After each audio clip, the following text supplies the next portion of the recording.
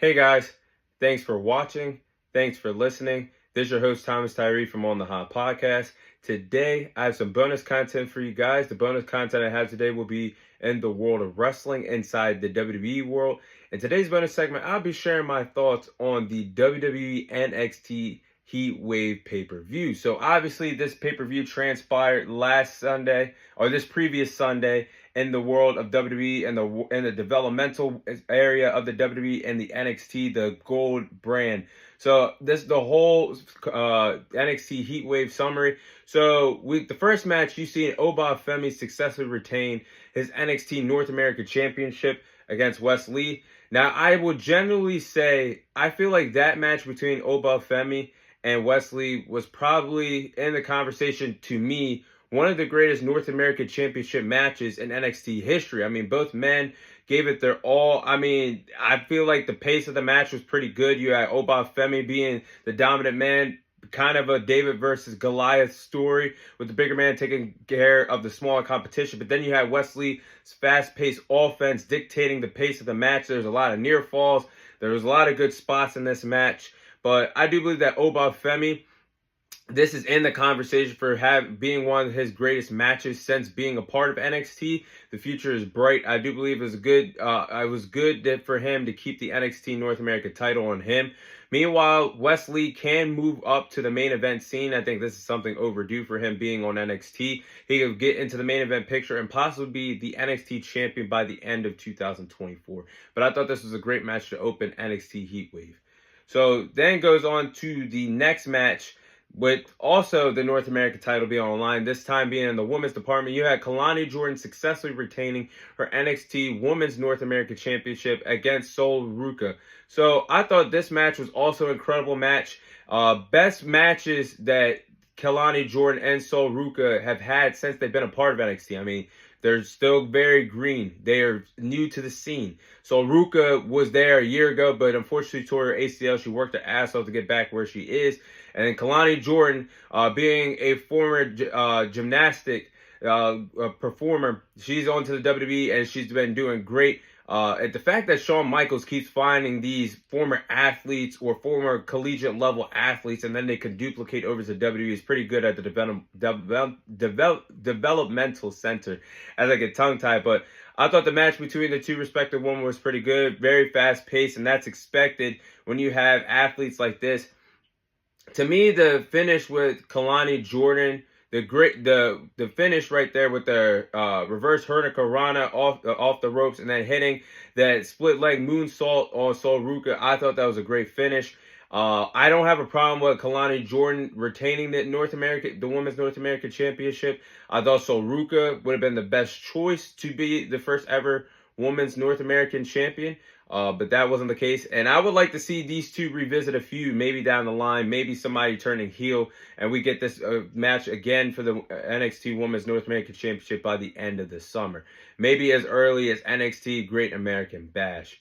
So, moving on to the next match, you had Nathan Frazier and Axiom defeat Chase U to successfully retain their NXT Tag Team titles. Now, with that being said, I have to honestly say, that tag team match with Nathan Frazier and Axiom taking on Chase U, I think that tag team match is in the conversation for being one of the greatest tag team matches in all wrestling promotions in the calendar year 2024.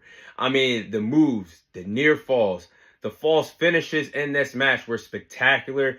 The moves that stood out to me the most was the five-star frog splash that Axiom hit on Duke Hudson, followed with Nathan Frazier's 450 splash was great. And then Chase hitting the Canadian Destroyer on Axiom, breaking up the pinfall to keep the Chase U into the tag team match was great as well, man. This was one hell of a match, but it is great that Nathan Frazier and Axiom retained the NXT Tag Team titles. I think they have a bright future, and I think once they drop the NXT Tag Team titles, they might as well get elevated to the main roster, because right now, in all three brands, they are one of the best tag teams that WWE has to offer. So hats off to all four competitors making this a spectacular tag team match.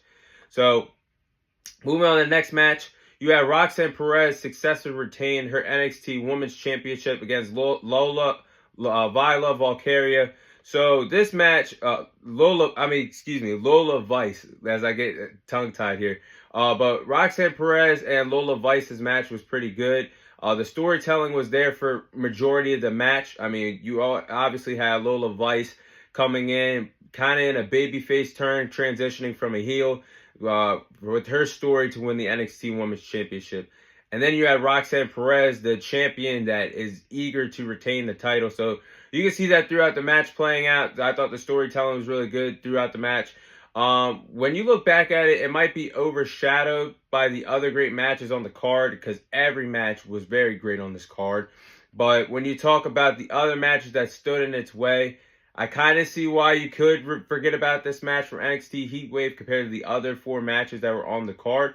But the finish to me was the only thing that stood out to me that was weird with the match. Why would you have Roxanne Perez hit 4 to 5 pop rocks in a row and botch the 4th one trying to hit the 5th one?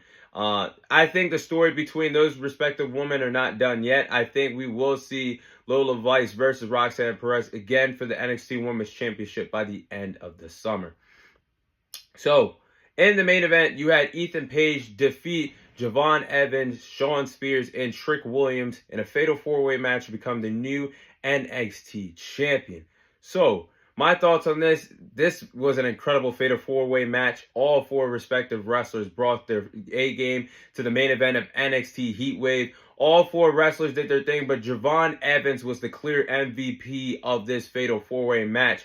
He had insane high-risk spots, putting from the top rope, getting crashed and burned through the announce table, even put Trick Williams through a barricade, hitting a high-risk move and crashing down on Trick Williams, putting him through the barricade. He reminds me of a young Jeff Hardy, a daredevil, a risk taker, not afraid to get hurt with insane spots. I think Javon Evans has a great future in the WWE, let alone NXT. But the thing that stood out to me was the 2007 Backlash callback of how that fatal 4-way match between John Cena, Shawn Michaels, Edge, and Randy Orton ended in a chaotic fashion. They ran that finish back from 2007, so it was a good play by Shawn Michaels and the rest of the NXT executives to pitch that for that finish to make Ethan Page the new NXT champion and not make Trick Williams look weak taking the pinfall in a fatal 4-way match. So to me, it speaks volumes that Ethan Page is already the new NXT champion in his 4th match with the company. Just shows that Tony Khan really can't book everybody in AEW, can he? With all those toys in his toy box. But as I digress, that's huge. I mean, you're holding a major title with 4 matches under your belt in the company. Hell, your first match and your debut match was already for the NXT Championship. So I think that's great. And I think that Shawn Michaels and the NXT really believe in Ethan Page already. And I'm happy for him that he's finally found something that he can thrive in and properly be pushed and compared to a jungle gym worth of talent that is not correctly being booked over there in AEW. But with that being said, the overall grade letter that I had for this pay-per-view is an A+. I mean, this NXT Heat Wave pay-per-view was better than Money in the Bank, in my opinion, and it was better than AEW Forbidden Door, in my opinion. Every match, all 5 matches on this card lived to the hype, the expectations. They were different in their own unique ways. The storytelling was great. The spots were great. None of the matches overstayed their welcome. So I definitely believe that NXT Heat Wave brought the heat in Toronto, Canada. Shawn Michaels and the rest of those NXT competitors that competed on the card that night should be proud of themselves. But that is all the time I have for you guys today. Thank you guys for watching. Thank you guys for listening. This is your host, Thomas Tyree, signing off. And I'll see you guys on next week's episode.